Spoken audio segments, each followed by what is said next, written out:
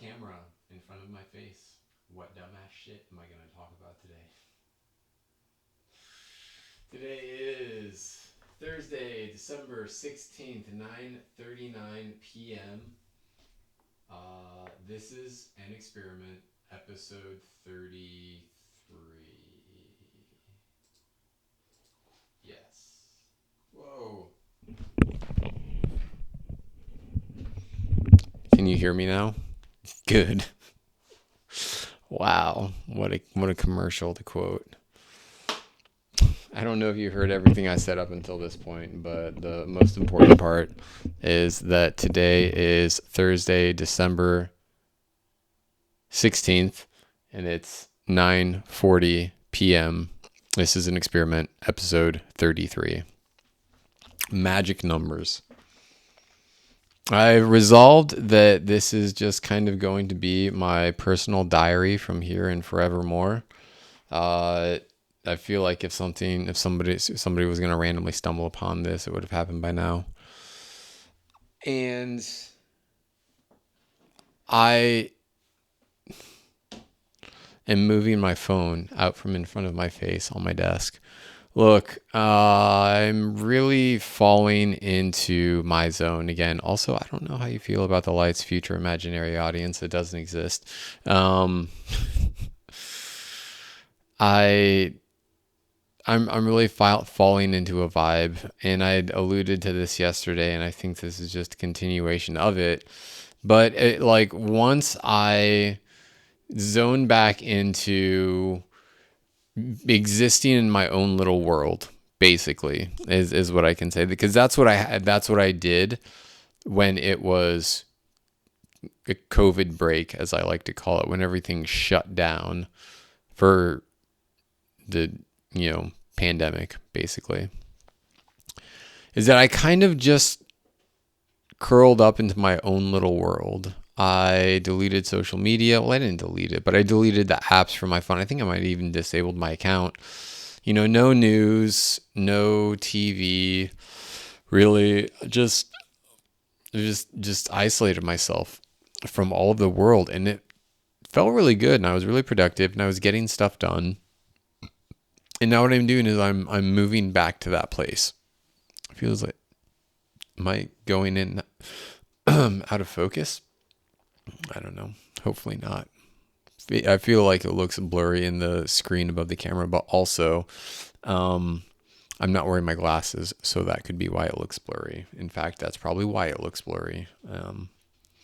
Anyway. And I just feel happier. Not to say that I feel, happiness. What is happiness anyway? It's not that I feel happier. I just feel less overwhelmed. Shocker. You remove all this shit that doesn't really matter, and you're not so overwhelmed. But it's true. It's like there's so much shit that was taking up space in my psyche that was just living rent free, and I was just it was too much. It was just too much. So I had to just shut off, back out, close down, and I feel better that way. Yesterday I started a new gym membership. I went again today. Proud of myself.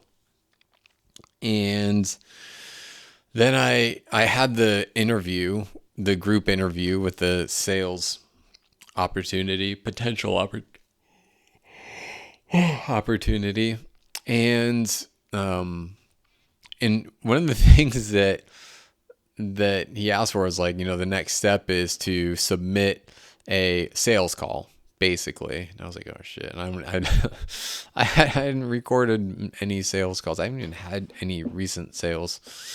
And so I was like, well, I can either do a, sales role play, sure, or I can find someone to try to sell something to. And so there was a fella named Kyle, and he'd been kind of following some of my stuff and all of that. Kyle doesn't have a job, and he lives at his mom's house. So uphill battle trying to sell much of anything to him. But I did actually. I hopped on the call because, I mean, for the sales guys, it was basically, let's see where you're at, what you can do. Let me see that you at least have some sort of process, even if it's horrendous. Let's see where you're at and see if it's something that we can work with. So I did my sort of sales, not script, but, my philosophy. And I recorded it, and I actually sold him. I sold him a call for $100 because he's broke. He doesn't have a job, and he lives at his mom's house. And the fact that I was able to close $100 from someone like that, I feel like is, um, it's pretty. It's something worth celebrating. And I, actually get to help him, which is cool too. I talk about all of that. It's like, I do get to help him. So, which, I mean, it's, the thing is that's like the default at this point. It's like, and look, I gotta make money. I gotta close sales. And it is like one of those ones. It's like I closed something that would have been like a hard close, not a hard close, would have been difficult to close. Somehow I did it. And then I had someone else reach out to me.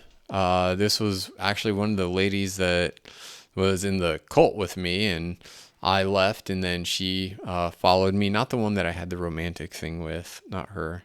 We still don't talk. But she sent me a message on Facebook. It was like, I need David in my life right now, or I need more David in my life. I was like, okay, cool. You got time for a call tomorrow or tonight? Anyway.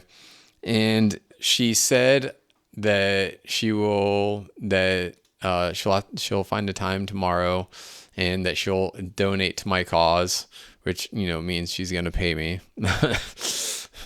So, and then followed that with, I'll get together what I need your support with. And I was like, oh, so this isn't a social cause, because that's kind of what that's immediately where my head went, is this is a social call, and we're just going to catch up and see what's up and all that, which is fine by me. But she's actually coming to me for support with something, which is really cool because she's a licensed therapist. So that says something. But what do you... Okay, I'm just checking on my dog. But it's like I started settling back into my sweet spot, as I like to call it, in flow, in vibe, and it's just like off in my own little space, and it's nice and comfortable. And then like there's two people that are going to be paying me money, and they all popped up in the same day. I went to the gym 2 days in a row, and whoop, people. And it's like it's like magic. I don't know how to explain it. I don't know how it happens that way. But I started going back to the way that I like to live and how I like to live, and just doing things the way that feels right to me, and then people come ready to pay me money. I don't get it. It doesn't make sense. But it does. But it doesn't. But it does. So that's what's going on that front.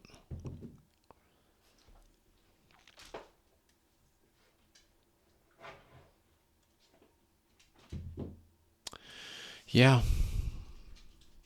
I moved my bed. Today. I reoriented it. I put it up against a different wall. It sounds silly, but if you want to like make a change that's like locks in a different pattern, change the way that change your bed, move your bed, put it in a different spot, in a different location, or position it in a different way. I mean, you think about that, you wake up on the wrong side of the bed, so to say, is the figure, which really what it means is just like from the beginning of the day, everything is just off, right? But it's true. It's like the things that we experience at the beginning of the day start to set the pace for everything else. And so if you're in a specific pattern, a specific habit, and all of the things unroll and unfold in the same way, then if you wake up in that same bed, in that same place, then you're starting your day off with those same patterns. But if you move your bed, I know it sounds silly and stupid, but I'm telling you, if you move if you move your bed and put it up against a different wall and you wake up in the morning, it breaks that pattern, because you wake up and you're like, "Oh, this is new. This is different." If you're used to waking up with your bed against the north wall, and you start waking up with your head against with your bed against the west wall, I mean, there's going to be a period of time when it's going to be a period of time where it's like significantly fresh, but eventually you're like, oh yeah, that's right. This is where I'm supposed to wake up, right? Because when you wake up, you go from being unconscious to conscious, and the what you wake up to and where you wake up at is what's going to start the new trigger. So if you want to start building a new pattern, new habit, new routine, I don't know who I'm telling this to right now. I should probably crop this or take this idea and put a new thing on it. If you want to create a new pattern, a new set of routines and habits and all of that stuff, if you can't move to a different apartment, house, I mean, most people can't. If you're living in a house, it's really hard to just relocate a house. I mean, maybe not. I don't know. I don't know what that's like. But at the very least, what you can do is move your bed. Change the place that you wake up, because then you will change the state that you wake up. It's like that, think back to being a child and you're sleeping over at someone's house and you're used to waking up in your bed. And when you're asleep, you don't realize that you're at someone's house. And then you wake up and you're like, where am I? Oh yeah, that's right. I'm at my friend's house because I slept over. I guess you could still do that as an adult too. I mean, it happens if you get blackout drunk or something like that. I've had that happen plenty of times. I wake up and I'm like, where the fuck am I? Where am I? And I'd have no idea. But it like snaps you into like being present, because it's like, I don't know where I am. I don't know what's going on. This is unfamiliar territory, right? And it's the same type of thing that happens when you reposition your bed and you wake up in a new location. It snaps you into that like place of being hyper present the moment you wake up, because it's not what you're used to. And then from that moment, you can build a new set of patterns and habits and routines. Move your bed. If you're stuck and you need to, redo your flow, move your bed, move your furniture. It's great. It helps a lot. I know it sounds weird, but it's true. It really does help. So I moved my bed, and it does make a difference.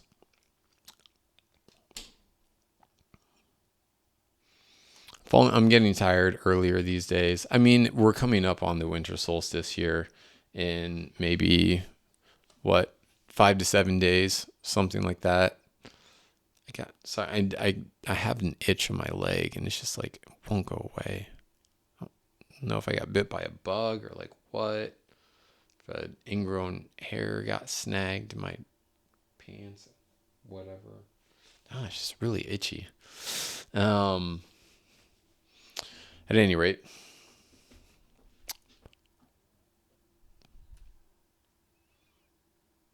things are good. Things are falling back into place. I don't know what magic nonsense is going to happen over the course of the next couple weeks, next couple months, next couple years, but I feel like I'm settling back into a vibe that I'm supposed to be in. It's like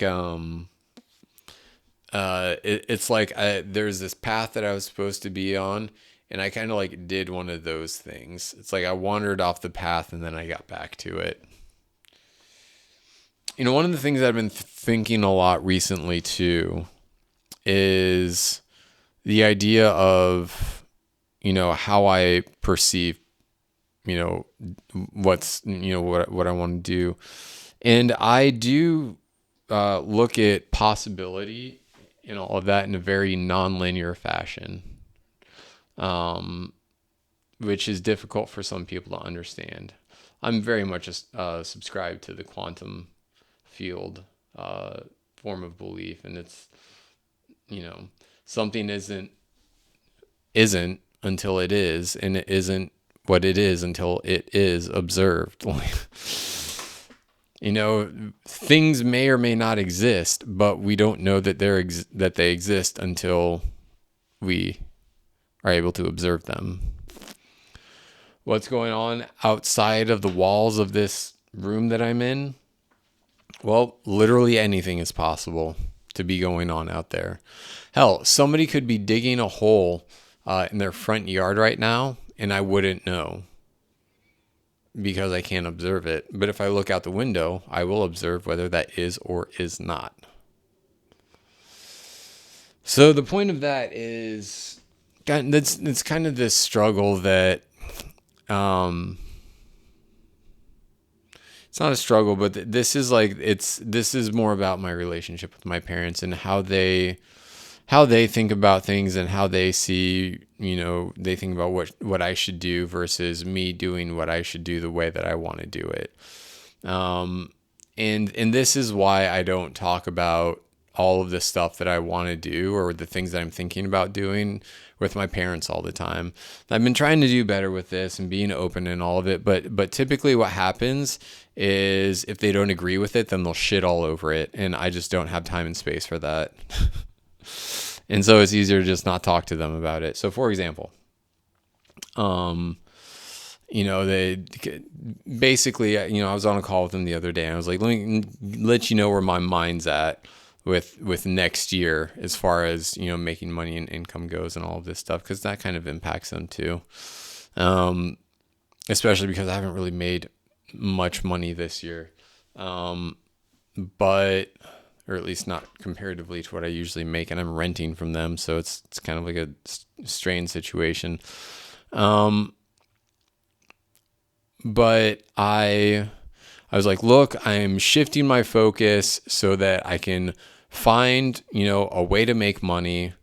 I don't plan on making any less than, $45,000. That's kind of like, I'd want to make at least that much. Like, that's like the bare minimum amount of money that I'm going to make in 2022. Like, the absolute lowest amount of money that I'm going to make in 2022 is $45,000.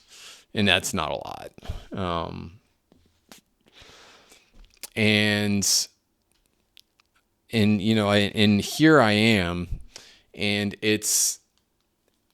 I want to go back to college in Iowa City at the University of Iowa to study neuroscience and go to class and do that full time, and also have a job where I can make $45,000, or somehow be able to make that amount of money over the course of the next year.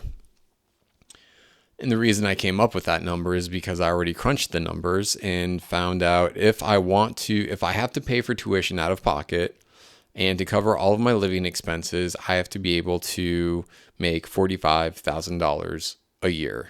And that's on like a really tight budget. But that's the bare minimum that I need to make in order to make it happen if I don't want to take out student loans and then be in debt for the rest of my life. I don't want to do that. I don't want to take out student loans. And so for me, so the way that my parents are kind of locked in is like, well, how are you supposed to make $45,000?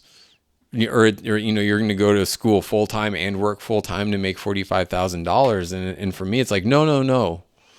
The goal is to make $45,000 and not work full time.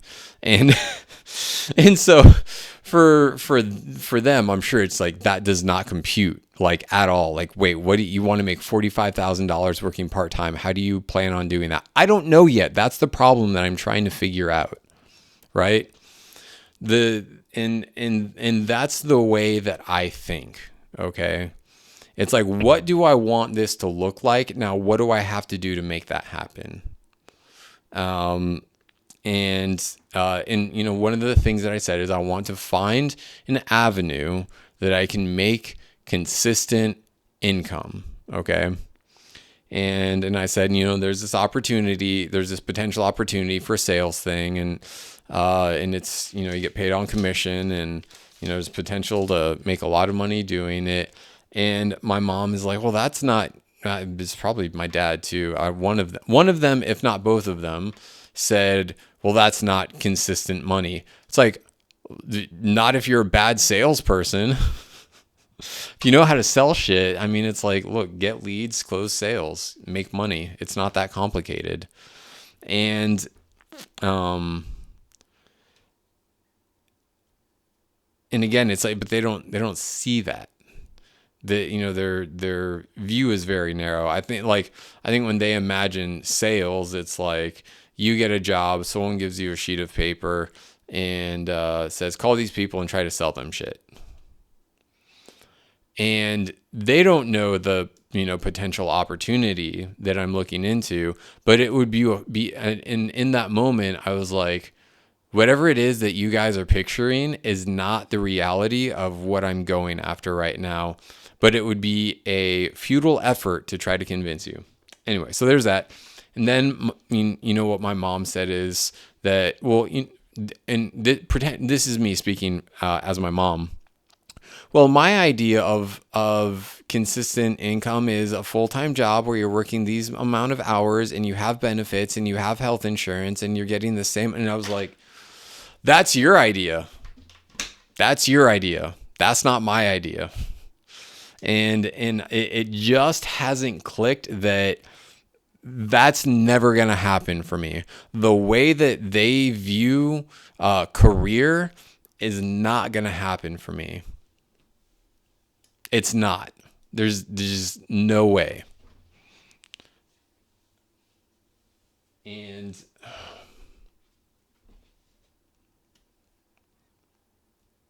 because they live in a different reality is what the only thing it comes down to. They live in a different reality than I do. The reality that they live in is everything is very incremental and linear. In my world, in my reality, things can be exponential and nonlinear. Okay.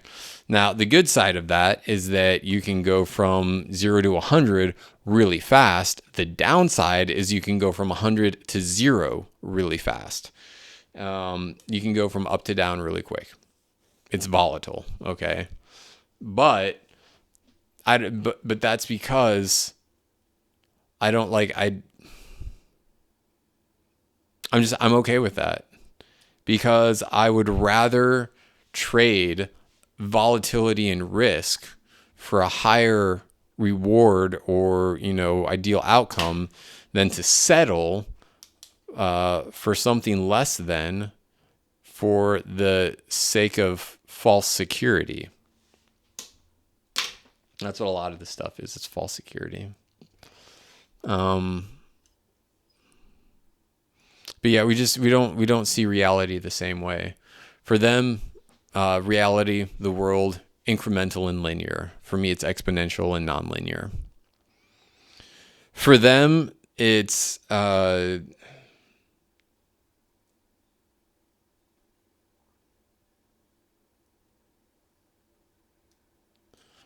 for me, I guess the best case, the best way to illustrate is like, for them, there's no way that I could make $5,000 in the next 2 weeks. There's no way that would happen. For me, it's entirely possible. It's entirely possible that could happen. I have a conversation with someone and I figure out what they need help with. And I say, I can help you with that. Do you want my help? They say, yes. I say, it costs XYZ dollars. They say, okay, where do I sign up? It's entirely possible, right? Entirely possible. I see the world that way. They don't. Am I actively going out to make that happen? I haven't been, because I've been putting on my oxygen mask. I've been helping myself before I decide to help other people again. It makes sense. It's within integrity for me. structurally speaking.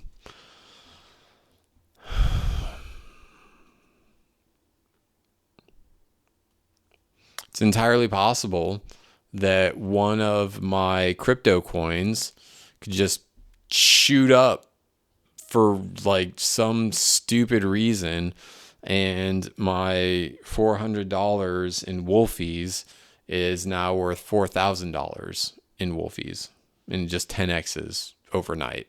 I don't think that would happen. 10x overnight. Although, I mean, it's like stranger things have happened, I suppose. But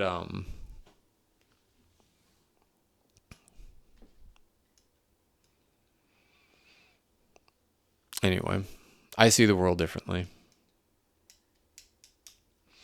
And there's nothing that I can do or say that's going to help them understand that or help them understand how that makes sense, because to them it just won't.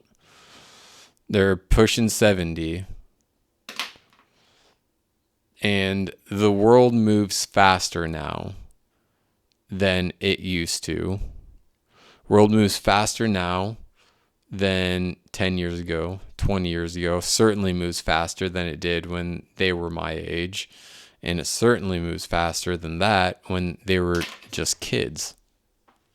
My dad was born in the 50s. So weird to think about when I put it in that context. My dad was born in the 50s. So was my mom, sometime around the same. But yeah, they did their coming of age. Their coming of age was in the, 60s. They were, going to clubs in the 70s. They're establishing their lives in the 80s. They were raising kids in the 90s. They're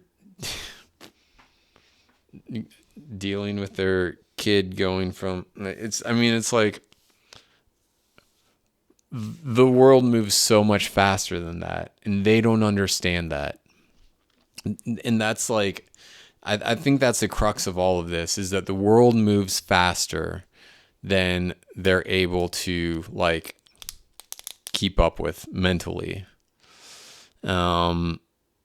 Change happens at such a rapid pace that it's just like you get left behind. At some point, the world starts to speed up such that you're no longer able to keep up, and then you get left behind.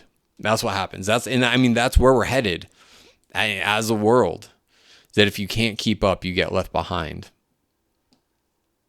Survival of the fittest, I guess. I don't know.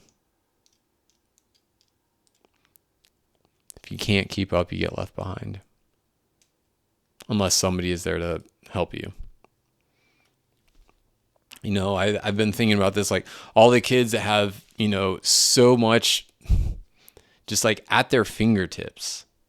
You hop onto YouTube and you can learn how to do literally anything you want to. You want to learn how to become a sound engineer? Cool, go hop on YouTube and you'll find 50,000 people that are trying to teach you how to do that. You want to learn how to dance? Cool, go hop on YouTube. You'll find 50,000 people trying to teach you how to do the same move. You want to learn how to edit video? Cool, go hop on YouTube. You want to learn how to invest in crypto? Cool, hop on YouTube. You want to learn how to invest in stocks? Cool, hop on YouTube. You want to learn about US history or Russian history or Venezuelan history or Canadian history or South African history or Nigerian history or British history or whatever? Hop on YouTube. You can learn that. You want to learn how to market on the internet? Cool, hop on YouTube. You can learn that. Want to learn how to run ads on the internet? Hop on YouTube. You can learn that. Want to learn how to think better? Hop on YouTube. You can learn it. And then you can do it in so many other places too. Want to have someone's special 5-step process to go from point A to point B? Got enough money? Cool, buy it. You can pay for it. Put it on credit if you want to. Maybe they'll even let you pay for crypto with crypto.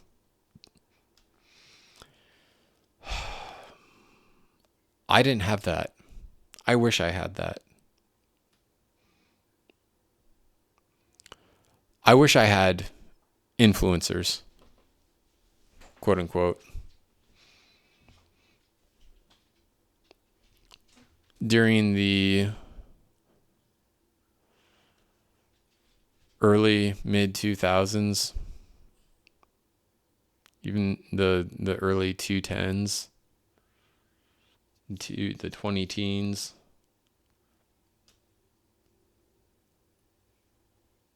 I really could have used that.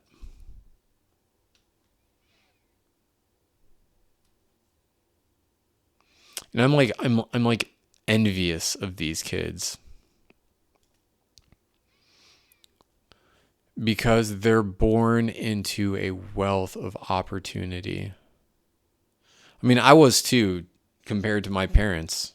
I get that.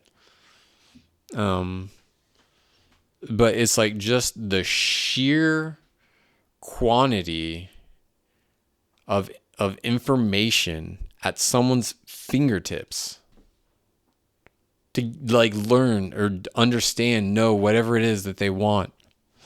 I have problems with procrastination. How do I get over that? Go to YouTube. I mean, when I was a kid, well, first of all, I don't even think YouTube was a thing until I was in high school. And even then, YouTube wasn't for learning stuff or self-improvement or motivational speeches or, lessons or any of that. It was, you know, it was a blind date with a crackhead, end of the world, prank phone calls, skateboard videos. I mean, it's cool, but it's like you couldn't go there to really learn anything. Some people figured out that you could do that real quick, and then they, made some money off of it. But people still do. But it's I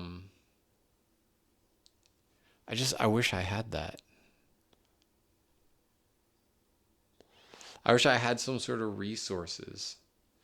The wealth of knowledge that's been around for a long time in some books that have been, it seems like they're secret weapons. Look, if I would have read Psycho-Cybernetics when I was in high school, my life would be a lot different, I think. If I had access to books like that, I didn't even know that thing existed. And it's like, and it's one of the books that basically birthed the self-help industry.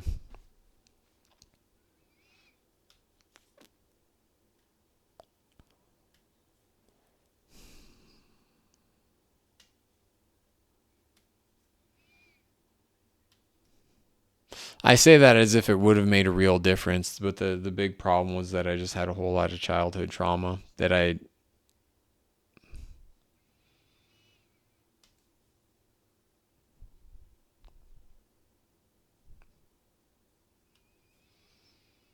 didn't know what to do with.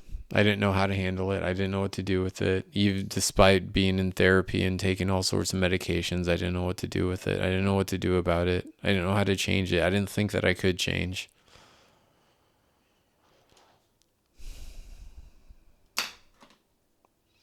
So even if I did have all of that stuff, I don't think it would have helped. Because at the end of the day, I was a broken child.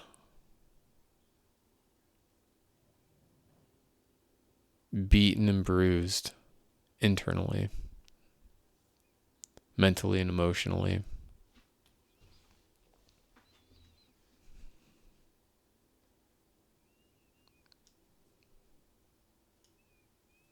I didn't know what to do about it.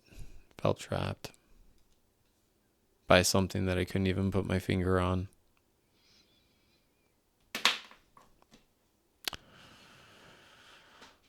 Trapped by my parents, their beliefs, their belief systems.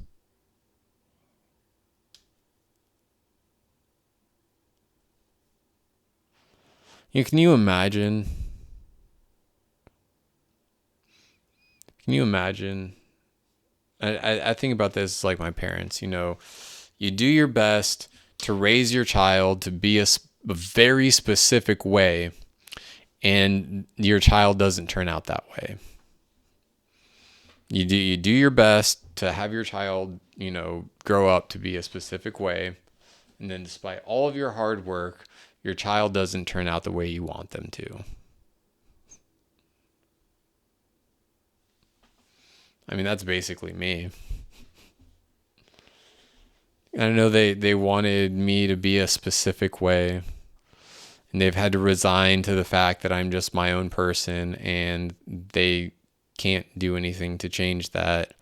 I think maybe they still hold on to that, hoping that maybe they'll say or do something, or something will have whatever, and I'll be like, you guys are right. This is totally how I need to live my life, exactly how you told me to. Nope, not gonna happen. Not gonna happen. Must be hard for them.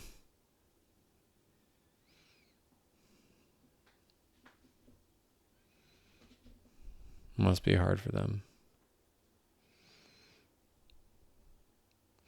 You know what I think my biggest fear is, because for them, I don't know if they see all of my, vision and idealism and idea. I don't know if they see that as something that's actually doable, or if they just kind of nod their heads and say, "Sure, David, yeah, sounds good. We're just going to wait for it to not happen, and, kind of just cheer for your general success and hope that things turn out okay."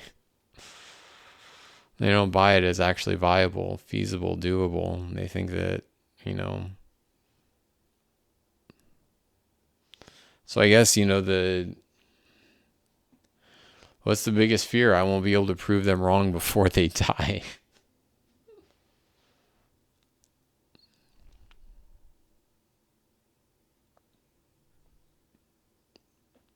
To say, look, see, I told you I knew what I was talking about. Like, I know you, I don't know if you believed me that I can make something big happen for myself.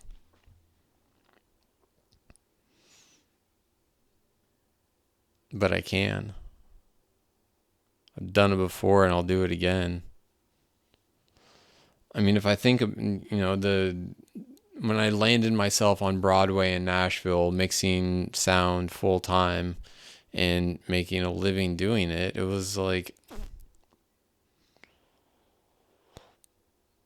I built up something from nothing. Like, it took me 10 years to, get there. 12 years. I had to go in and out of school, and all sorts of problems with substance abuse and mental health and relationships and just all sorts of shit. But I got there.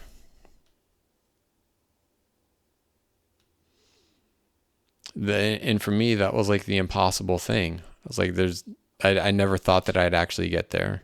I actually get to the point where, well, I have a full-time job running sound. This is all I ever wanted.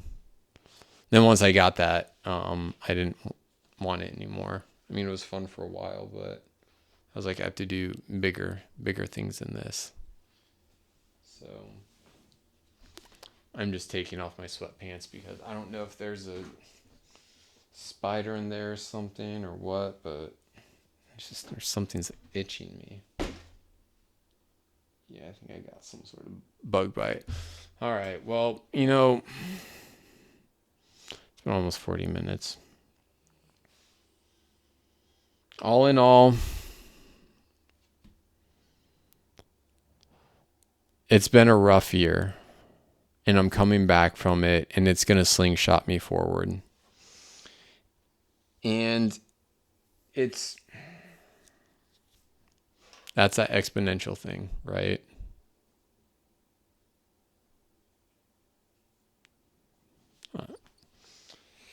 You go through enough shit, when things get easy again, it's like, okay, let's just fucking do some work.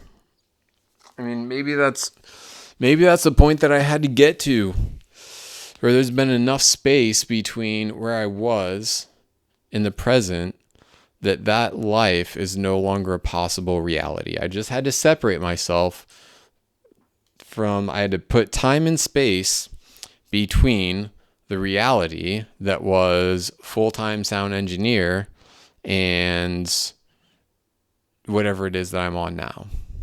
I'm on a new thing. I've got my own ideas of what it is, and how that's going to carry out in the long run.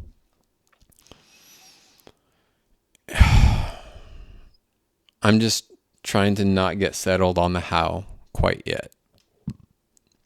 I got a lot of things to see how they pan out. What I do know is that by the end of this year, I'm going to look at mom and dad and be able to say, see, I told you so. Look what I did. Look what I did this year. Just look. So, okay, that's all I got. Today is Thursday, December 16th, 10:20 p.m. This is an experiment, episode 33. Peace out, Girl Scout. Cha-ching.